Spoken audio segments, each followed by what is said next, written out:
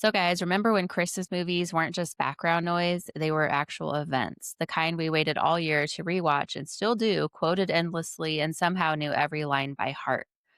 Because Hollywood didn't just stop making great Christmas movies, they stopped treating them like movies that were meant to last. And once you see what those classics actually earned, the modern Christmas movie drought suddenly makes a lot more sense. But stick around because we're breaking down the top 10 most profitable Christmas movies of all time and the uncomfortable truth that studios discovered, which is Christmas movies don't fail, they make too much money too slowly for modern day Hollywood. Which is why, guys, even in December 2025, we literally have no new good Christmas movies to report. Hey guys, welcome back to another episode of Two Peas Out the Pod with Johnny and Shay.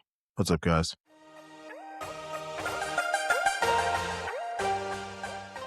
Yeah, sorry, guys. I mean, there's one that it's in our media hit list. I mean, that's I Is it a guess. good one though?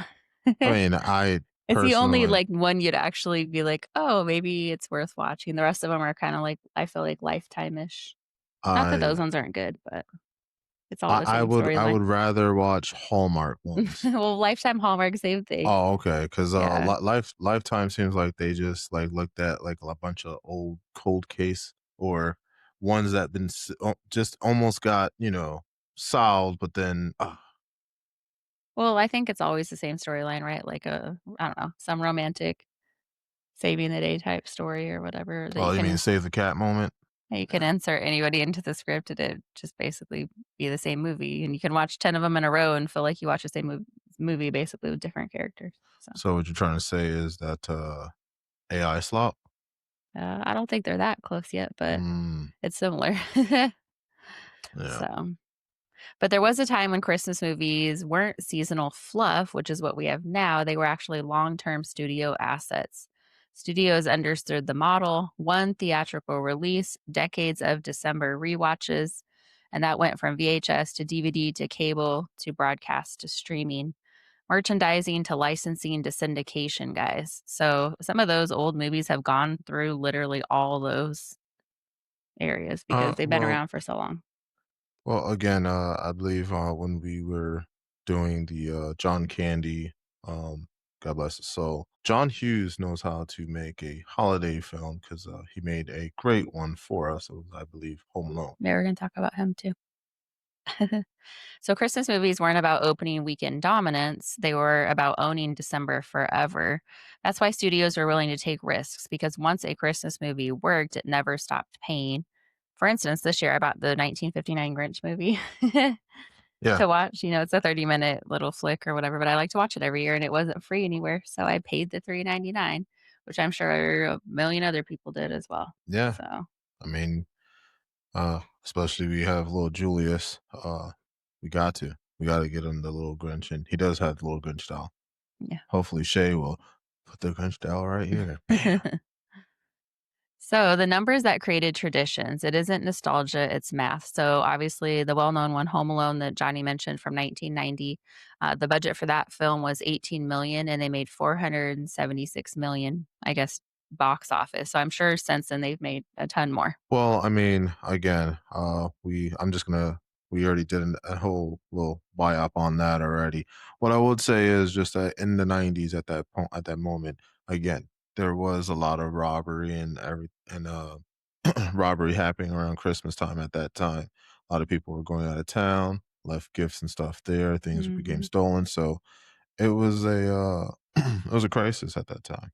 Yeah. Well, not a crisis, but a crisis in suburban areas. That was one of the highest return on investment films in studio history, and it's still monetized annually, obviously. Like I said, December's forever if these films really hit it off. Well, I mean, it really sucks because I think he doesn't really get any money. Macaulay Culkin, No, I I don't know. think so. Yeah, Yeah. so Because that that was like a really one sucks. time check for him. Yeah, it felt like he pretty much like they blackballed him. Like think of it like because I mean everyone that knows Macaulay Culkin knows him from that. So Yeah. it's almost like a musician that's an artist or you know that made a body of work and Mhm. then they just sell their master. So he just sold his master technically Yeah. to just for that one time I guess deal. the only thing it got out of it was, like, notoriety, fame, and made a career out of it, basically. Right. So that Well, was I the mean, trade-off. yeah, and then on top of it, I mean, but he had to fight a lot to be where he's at. I mean, I'm hoping he's in a good place, like mentally wise, Yeah. yeah. And then, the second one, Elf from 2003, budget for that one, 33 million, box office was 225 million, and that one was a modern benchmark for a rewatchable holiday film, so, actually, I watched that one the other day here too. Yeah, yeah, that was actually pretty Oh, cool. Friday afternoon. So, that one was free, it was on, HBO Max, I believe. Mhm, mhm. So well, not free, we pay for HBO Max, but you know what I mean. The third one, Santa Claus 1994, budget for that film was 22 million, and they made 190 million, box office. It's the, one with Tim Allen, right? Mhm. Yeah. And they actually broke a rule on the movie. I heard, Disney had a kind of thing in all their contracts where they wouldn't hire somebody that was a felon or whatever. And I guess at that point, Tim Allen was a felon, and they kind of, um Oh, yeah, he had a possession charge of, yeah, like, so they, marijuana at a I time. guess, broke their own rules and let him do it. But it did generate sequels, merchandise, and Disney Plus series decades later, and I usually watch that one around every December at least too. So I'll probably watch it this year at some point. Those are 3 good ones. These movies were written with the assumption that families would come back every year, which I definitely watch those every year. I don't know about you guys, let us know in the comments below. And that assumption no longer exists in Hollywood, unfortunately, so they're not looking for these types of, December to remember movies anymore. Mm-mm. I know Shay does not, care too much about the Muppets, Christmas Carol, the 1992 Charles Dickenson's classic, but I don't not care about it, I just it wasn't one that we ever watched. that's the one I grew up watching, Yeah. and, they used to in schools before, like, the winter break, they made us watch that one, Yeah. and I then know the that's a lot of people like it. On our even on our work Christmas party, one of the girls said something about that was her favorite movie, and everyone was like, "Really?" yeah. So it is, like, hit and miss on that one, I think. And then, another great one for me would be, Jingle All the Way, the 1996, Arnold Schwarzenegger, Yeah, and, that's a good one too. it's about a chaotic time for the hottest toy of them all, Yeah, I so we can remember that. all That's kinda agree like on that. the first, Black Friday, even though it's not Black Friday, but you know what I mean, like, that whole, like, scenario of like, "Oh my god, I have to get it. I have to get there now. Yeah, the We only first, have this many I items." believe, the word you're looking for is FOMO? Yeah, for fear of missing out. Yeah. So, guys, John Hughes, which Johnny mentioned, why his formula worked. So, he didn't just make Christmas movies, he made family pressure cookers. So, what he understood was families were stressed during the holidays, parents were distracted and overwhelmed, kids were sarcastic and observant. And Christmas doesn't solve problems, it exposes them. And that's why he, kind of used that to base all of his Christmas movies on. And his honesty made his films. It was funny, awkward, relatable, and endlessly rewatchable. Not only good Christmas movies, he's made pretty good movies in general as Oh, well. yeah, he just has, I believe, Judd Apatow is using his home it's almost the same formula like his in a way, but just in his own format, Mm, so nice. Hughes did write, these films for real people, not algorithms, which is what everything's based on now. And then Hollywood, obviously, when they lost him, they never really replaced that mindset. They just, replaced with everything with an algorithm. So now it's just, I don't know, what would you say? Just the easiest way to get something thrown out there and then just um, hopefully it gets into somebody's algorithm. We right. even noticed today that Netflix actually has thumbs up. I never even noticed that. Yeah, no, I Or think thumbs up and thumbs down, yeah, I I think guess, they like started YouTube. doing it probably during the, before the pandemic, just about around that time, so Guess I never noticed. yeah, well, usually they always ask towards the end of the movie, like, when we were watching the Dave Chappelle, great special, Dave Chappelle. Dave, really good. The new one, Um, Unstoppable, yeah. Unstoppable, yeah. So, uh, but besides that, yeah, John Hughes, great film guy. I would say, I'm surprised you haven't got Nightmare Before Christmas, a 1983 classic. Well, I That's didn't put all the classics in there. I put the top 3 earners, and now we're gonna talk about the 2 Christmas movies that they made before they really stopped making Christmas movies. okay. Yeah. So the first one we watched the other day, Christmas with the Cranks from 2004. Mhm. This movie actually made studios nervous. It was a budget of 60 million, which was quite the budget, and box office only earned 96 million. The movie wasn't a failure; it was a warning sign. So executives did panic because it was a little outside the box. It mocked forced holiday cheer, it criticized consumerism, and it portrayed Christmas as exhausting and judgmental. Audiences didn't know how to take it at the time, but over the years, burnout culture caught up, cable reruns normalized it, and the message aged better than expected. So now it's kind of like a classic. So instead of learning the right lesson, studios concluded that Christmas movies, basically shouldn't take risks, essentially. So, Damn. but now I think it's a good one. Yeah, no, it was an all-star cast. It had, Tim Allen, Jamie Lee Curtis. It also had, Dan Aykroyd, Cheech Marin. He was Oh, playing I as one didn't of the office. realize that. Yeah, he Yeah. was one of the officers, Cheech Marin from, Cheech and Chong. Then they also had Carolyn Ray, Mm. which she's great. I know Carolyn Ray from, Sabrina Teenage Witch on Oh, yeah, yeah. ABC at that time, so Yeah, it was a good one. yeah, it was a really great, all-star cast, I'll admit. I felt like I don't know, like there were a few years along the way when, like I don't know, sometimes if you don't have kids, like we have kids now, but if you don't have kids, then it's hard to kind of feel like you want to participate sometimes, in like the normal family Christmas or whatever, and when everybody else has their little families. Right. So there were times with like the same feeling of Christmas with the Cranks sometimes over the years where it was just kind of like, Right. I'd rather go to like Hawaii or something. True, And true. not do all that, so, I don't know. Yeah, but, Shay's never seen it, and that's just one of my classic movies to watch, for 2 reasons. 1, it's the same year I graduated, 2004, and then, 2, I like me some Tim Allen for the holidays, especially around the holidays, so Yeah. And then the second movie, that was kinda like one of the last, real Christmas movies, I guess we'd call it, that they made was in 2008 called Four Christmases. And this one was the last real theatrical swing. But budget for this one was 80 million, and the box office was 163 million. So this should have launched a wave of adult Christmas comedies. It had major stars, a wide theatrical release, dysfunctional family, mean jokes, strong holiday turnout, and yet nothing followed this movie. So this is where studios quietly decided that Christmas movies weren't really worth the effort anymore. Yes, Four Christmases, with, Vince Vaughn and, Reese Witherspoon. I didn't even know it had Robert Duvall. He was, No, that Vince was the Vaughn's dad, right? yeah, that was the Yeah. dad. And then John Farvey or Farvey, Mhm. sorry if I'm pronouncing his name wrong, but, I love him because, he made Iron Man, the original Iron Man. He was one of the writers on it. Oh, nice. Um, and then on top of it, him and Vince Vaughn, they kind of always did movies together. I guess they write together, possibility. Mm. But it was just great. Again, all-star cast on there on that particular movie. Like, I think Skyler, remember him? Mhm. He was like young on that one, 2008. That was a similar premise though, like, they didn't have kids, so they didn't really wanna participate in, like, the family Christmas. Oh well, no, no. Let's.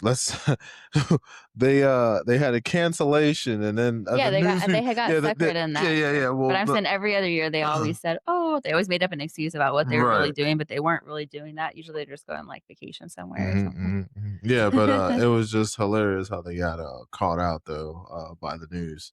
Yeah, it's a good one, guys, if you haven't seen it. Both those I would say are worth sitting down and watching if you haven't, or maybe if you have, just check it out again. So, I don't know. I thought they were pretty good ones. So so seasonal versus non-seasonal movies, the business shift. So Christmas movies look bad on a spreadsheet. Executives hate them. There's only a 4 to 6 week release window, and it misses the timing, which means, like it only runs for that period, and then they have to wait a whole nother year to see if it's going to hit again. Marketing costs don't shrink. Emotional expectations are higher than normal. And comparing those to non-seasonal films, which can be released at any time, they do travel, globally more easily because obviously Christmas isn't celebrated all over the world or it's celebrated differently.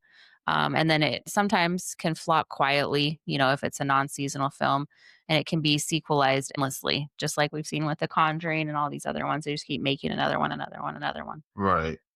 So studios chose flexibility and speed over tradition and patience, essentially. So it's sad, I think. Um, I mean, we have the yeah, good Christmas classics, but there aren't going to be anymore. yeah. Speaking of the classics that you were talking about, Miracle on 34th Street, Yeah, the the old school one. Did you used to watch the black and white one? I've seen it. We didn't like watch it every year or anything, but I've seen Oh, it a few okay. times. Did you used to watch it every year? Yeah, it's again school. They made us always watch it, yeah, every year. Oh, So no, I was just looking it up. I was like, man, I haven't seen a movie that flick for a while either. Do you remember the Nutcracker, the 1993 yeah, Nutcracker? that's the one with what's his name, right? Yes, the Nutcracker. Yeah. That was one of my other favorites. We're going to talk about some more Christmas movies, so don't ruin them all. Oh, okay. I'm sorry. I was just going down You're memory good. lane too a little bit. But what we did want to talk about is how streamings actually killed the Christmas movies. So this was the real turning point, I think, and hopefully Johnny agrees. But streaming didn't kill the Christmas movies by making bad ones, but it killed them by changing how success is measured. So Christmas movies rely on repeat viewing. Classic Christmas movies obviously were built on annual rewatches, family rituals. Like my mom used to watch The Grinch every year with us when we put up decorations. Uh, Yeah. generational handoffs, familiarity over novelty. But streaming platforms don't reward that. They want first week clicks, completion rate, so watching the whole movie, immediate engagement, new subscriber attraction. So, I don't think people are really gonna be like, "Oh, I have to get Hulu because I gotta watch Home Alone this year?" Yeah. Nah. That's why they don't really care about this stuff. They wanna have, like, the Jonas Brothers Christmas or maybe not even Christmas. I actually looked at the December release list, and there was literally nothing on there that was Christmas at all. It was just, like, Avatar, SpongeBob, there was Oh some other man, stuff, but that's freaking I crazy. was like, "Okay." So, a movie watched once every December is less valuable to a streamer than a movie watched once over by millions of new users. Hey, you know what I just thought about? What? I'm sure a lot of people are actually watching right now. What? Edward Scissorhands. It is a great December feel good movie. Yeah. It is actually a Christmas movie, though? You and your, like, In my book. omniscience ones. Okay, and Die Hard too, guys. Call that in No, there too. yeah, yeah, man. Die Hard is always gonna There you be it's go. always gonna be a holiday movie for me. Jeez. Anyways. So do you wanna break for social media hit list, and we'll show them a couple items, that prompted this video? And while he's pulling that up, guys, just wanted to say thank you so much for checking out our video. Definitely smash that like button if you can, and give us a subscribe if you aren't already subscribed. We did realize that a lot of people watching our channel are not actually subscribed, so you could hit that subscribe button. It is free and it helps out the channel. It's a whole bunch of nothing. Yeah. So these are the I'm just gonna say these are the Christmas movies, not the whole list of movies, obviously, but this is just Christmas movies. So the only one on there that I even I haven't realized. even see the Family Plan Part 1, dude. I gotta see Part 1 The before I only see one I Part 2. even seen marketing for is the Jonas one, and we didn't even watch it, but yeah. Silent Night, And that Deadly one was Night. on Disney Plus anyway. Wow, this is yeah, straight up horror. That just the name. I didn't even have to read the horror down there. Yeah. Tinseltown, what is this all about? Hollywood? Because that's what I know as Hollywood. When somebody says Tinseltown, that's Hollywood. That's Well, old look where Hollywood they talk. released at too, Apple TV some. That one's off Sky, I don't even know what that is, Disney Plus. Oh, it's coming from the sky. I don't know. Yeah, I would rather watch instead of a very Jonas Christmas, I'd rather watch a very Backstreet's Christmas or a very NSYNC Christmas. Well, Or better yet, a very K-pop Demon Slayer Christmas than Jonas Brothers. Just saying. so the ones that are in theaters are, Yeah, and I feel and Fig Christmas. I felt like Family Plan 1 sounds like it's like a Planned Parenting type movie or something. I don't know. Yeah, I don't know, I've never seen the first one. I didn't say But you there's gotta only, see like, what, the Figly Christmas is in theaters, didn't you ever see no commercials and for then like that? the Jingle Bell Heist, isn't that just Bad Santa like part 3? I don't know. No, like, yeah, because It's isn't on bad. Netflix though. Yeah, but like Bad Santa, like he did the same thing, like stole from Yeah. the mall during the highest time of the year. So And then Christmas Karma's in theaters. I don't know what that one is. And like you mentioned, the other one's a horror movie. So out of the list, only 3 movies are in theaters and none of them that we even heard of getting advertised. yeah, guys. So if you're looking forward for any freaking holiday films you want to watch, better off renting them or buying them. So there you go, ladies and gentlemen. You want to watch it? It's already out now. Yep, Disney Plus. Let's do it, bro. What did it say? Let it bro, let it bro, let it bro. Yeah, Wow, I'm not watching that. just because of that, right? I refuse. And just for the holidays, we thought we just looked like the cat was really trying to put it up there, not knock it all down, but it just like kind of messed. See like he was trying to get it on there, but then knocked it down. That's how we feel about the Christmas movie selection. Yeah, It sucks. yeah, it really does. So, guys, streaming metrics punish Christmas movies. So, studios used to value longevity, reruns, cultural, obviously, affiliation, annual licensing deals. Hey.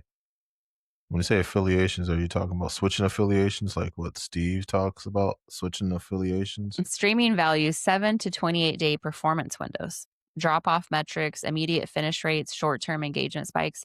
It's very similar to the algorithm on YouTube, I believe, now. Yeah. Once that great old CPU stuck its head in the world, everything's going all wacky. I guess they say Netflix and I'm not sure if HBO Max is, but I believe Hulu, Netflix, and some of the other ones are all on algorithm now. Well, So depending on like don't everybody forget. have a Hold on, hold on, different hold on, screen hold on. Wait, basically. wait. Did Warner Brothers get brought out by Netflix No, because, because they got outbid by Paramount. And now it's just a stalemate, I think. or did our president Orange Face stick his head in Well, the? yeah, he said he wasn't going to approve it, but it's not even to that point because they're still bidding. So Okay, so it's still bid wars. Well, it's the holiday, so they're not really bidding. So I think it's not going to happen until January. So tune in, guys. After the year, we'll see what happens. yeah. So a Christmas movie that grows into a classic over 10 years does look like a failure in a 30-day dashboard and an algorithm. So yeah, that's Hmm. why we're not going to see any more of these. Christmas. Well, I believe we'll still see Christmas films, obviously on Yeah, but you're not going to find ones that are really like actual blockbuster where they put the money into it to make an act like have real like full cast of characters like the Christmas with the But Cranks or any of those. don't forget, Johnny Depp's coming back next year, 2026. The Scrooge. Yes. Well, maybe that'll add to the list, but it's pretty scarce when that happens nowadays. Oh, because of the whole Amber Heard situation, or No. oh, Scarce like that they're like what our whole video is no, about. I know. I just wanted to mess with you. Scares that they're ever going to really invest in a seasonal Christmas movie again. That's why they're making all these little piddly ones. Just putting like $1 million and just throwing a couple people on the screen Well, that I nobody knows who remember they are. a couple of years back, didn't they do I think Guardians of the Galaxy Christmas one? Okay, when they did that, it was that Marvel was at its all time high, and our beloved Stan Lee was still alive at the time. Before it all went down the shitter. Just gonna leave it right there. Just leave it Okay. where it's at. I don't know. I'm just really heartbroken over the whole situation of what's happening to Marvel. Mhm. So, Christmas movies are inefficient for streaming. So, from a streaming executive's perspective, Christmas movies sit idle 11 months a year, which that isn't true because I sometimes Well, watch Home Alone or Elf in the middle of the year. oh well, I guess I'm an that's anomaly. yeah. But they don't reduce churn year round. So cultural references don't always translate globally, like we talked about. So instead of one great Christmas movie, platforms commission dozens of cheap ones, which is what we're seeing, lower budgets, faster production, and zero long term identity. So quality replaces legacy. So Damn. essentially just filling up your screen with, oh, look at all these fun Christmas movies that you can watch that I looked at the ones on Netflix. I didn't know what any of them were. Yeah. And what they're doing too now is I noticed is all the They good all ones are using behind Chat GPT paywalls. to do it. to I write don't the know about scripts. that, but I'm saying they're all behind all the good movies you have to pay either rent or have HBO Max to get them now. Because on I think on Netflix before you could at least watch some of them, but now that they don't have anything, it's all, like, no-namers. Yeah. Yeah. So streaming has forced Christmas movies to go safe. To avoid backlash and maximize global appeal, no edge, no cynicism, no messy families, no uncomfortable truths. The classics thrived on awkward family tension, social pressure, cultural specificity, and emotional discomfort. Streaming has sanded all of that down and removed what made them memorable. Well, again, there were some great movies. I believe if you have some DVDs, some old VHSs of those films, or if you're able to, glorify a digital cabinet or something, I would say those should be some of those top movies along with Naked Gun, Yeah. Police Academy, hmm uh, what is it? They Alive. That's a good movie. But Yeah. yeah, I think similar to what we were talking about, where everything's at the fingertips too. So streaming obviously eliminated. You remember when you were little and you had to kind of like wait for the Christmas movie's going to be on at Friday at 7 o'clock or oh, you mean the whatever. TV Guide? You got to Yeah. go pull up the Or TV Guide. now it's like you can just watch it at any point, so it's not as special. You know what I mean? So. So streaming eliminated the urgency, the scarcity, and the shared release moments. Christmas movies used to feel special because you only got them once a year, but now they're optional, something you scroll past. Once Christmas stopped being an event, the movies obviously followed. So Well, hold on. same thing. Well, let's look at it this way. What is it? Stranger Things came out, and that they everyone was hyped up for it. Then they had like one portion of it, and then Mr. 50 Cent dropped something that eclipsed the last portion of that season or whatever. So that's why it's probably having poor numbers. And then this recently, we just had the Jake Paul fight and everything, and then there was a special ending at the end. If you watch the fight, you got a chance to watch the Dave Chappelle special, and those were pretty good gifts because one, you get to see an influencer get knocked out. That was the best part of it. And then the best, I think the second part that really was a cherry on top was that I got to watch the Dave Chappelle special at the end. So I believe I got everything I wanted for Christmas. How about you, Shay? But that's not a Christmas movie. That's not what we're talking Oh, about. well, I felt like God gave me my Christmas movie. I felt like Really? I was inside the Christmas movie. No. So that takes us to bonus content. We're going to talk about the 10 most profitable Christmas movies of all time. I'm gonna say Home Alone. Yeah, that's number one. We already knew Oh, that. damn. So we already Okay, talked okay, about okay, okay, number okay, one. okay. Number. Okay, can I guess these five? It's top 10. Oh, can I guess these top 10? Sure. Home Alone. Yeah, that's number 1. That's the All the legendary return on investment, obviously. right. Die Hard. I'm not gonna tell you if they're not in order. So number 2 is The Grinch, Nah, 2018, the animated version. It was $75 million budget, damn. and it Animated, made not the one with Jim Carrey. oh, these are top profitable movies. All Yeah. right, no, I got you. I got you. So the budget was 75 million. They made 540 million. It was one of the biggest Christmas box office hits ever. The third one is Elf, which we already talked about. Damn. 2003, 33 Really? million, and they made 225 million, the last universally loved modern Christmas classic. Oh well, because at that time, Al Ferrell was at his all-time high too. Number 4, Love Actually. I usually watch that every year too. I did not watch that one. You ever never seen it? I've seen it, but I Uh, just don't watch it every. it's a 2003. Their budget was 40 million, and they made 246 million. Proof adult Christmas movies work globally. I like that one. It was pretty good. And then the How the Grinch Stole Christmas from 2000. That one budget was 123 million, and they made 345 million. That's the one with Jim Carrey. Yeah, Mm. merchandising powerhouse. Mm-hmm. Number 6, we talked about the Santa Claus from 1994. Tim Allen. That one was $22 million budget, and they made 189 million, and that one was a franchise longevity jackpot. And then number 7, A Christmas Story from 1983. A $4 million budget, decades of TV dominance, one of the most replayed movies ever. Hmm. I only watched that like once. Isn't that the one with the lamp leg? Christmas Story. Yeah.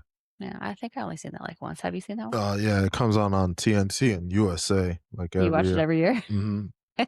We watch totally different movies, I feel like it every year. I was on the East Coast, so that's what happens on the East Coast. And then number 8, Christmas Vacation. Hopefully you say yes on that one. 1989, $27 million budget, and they made 74 million. Endless reruns, cultural immortality. Oh, you mean the National Lampoons? Yeah. Mhm. And then number 9, Polar Express from 2004. Oh, Tom Hanks That one was a ridiculous budget, 165 million. on the return. No, that was their budget. Oh, that was their The budget. return was 315 million.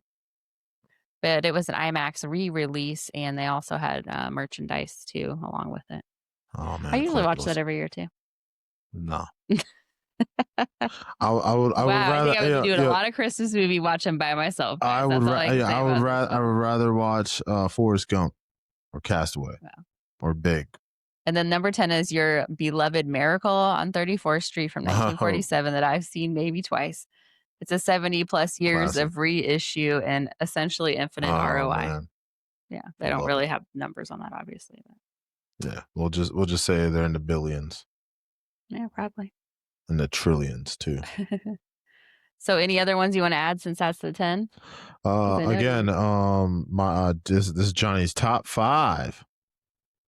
Woo! All Well, those right, weren't my top 10. Those were just top 10 revenue all right. ones, Well, but you can have a top five. my top five is Night Before Christmas, That's number one. Yeah, Jingle All the Way, Wow. Die Hard. Then my fourth one would be man, Miracle on 34th Street, and then my fifth and final one would be Christmas with the Cranks. I mean, Well, at least we have that one finally in common. The rest of them aren't. Mine would be The Grinch, original 1959, and then Elf mm, and National Lampoon's Christmas Vacation, Home Alone, Home Alone 2. So, guys, the irony Christmas movies didn't stop making money. They stopped making fast money, which is, what we're all about in the world now. We want things fast, quick, and in a hurry, easy. facts. These are the facts, man. Yeah. Um, that we both got different tastes in Christmas films. I noticed that. Now I'm playing. Yeah. um, no, I Which mean, makes sense why when I put The Grinch on, you didn't watch it with me. You just left the room. no, and I rewatched it because You rewatched it later, but you didn't watch it with me. yeah, but you were there too. I know, but I'm just Yeah, saying the first time you didn't watch it with me. yeah. But I still watched it Oh, regardless. okay. It's 30 whole minutes a year. That's why I make you watch the Jim Carrey one that's like 2 hours long.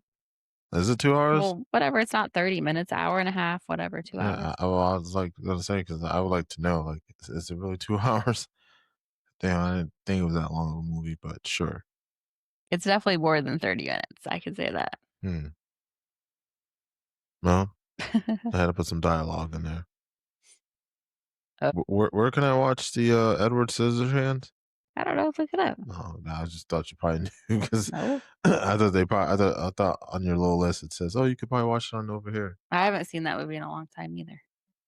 I didn't even know that was a Christmas movie, technically. Technically it is, Well, there's a lot of technically Christmas movies that really aren't, like Die Hard. Just kidding. but it came out around December. So if anything comes out in December, it's automatically a Christmas movie. Pretty much, Okay, man. whatever. Pretty much. Anyways, guys, let us know what your favorite Christmas movies are in the comments below. If they're different than ours, or if you have a top five, or maybe ones you just watch every year. Facts. Yeah, Because Shay has quite a few that she watches in July, whatever. January.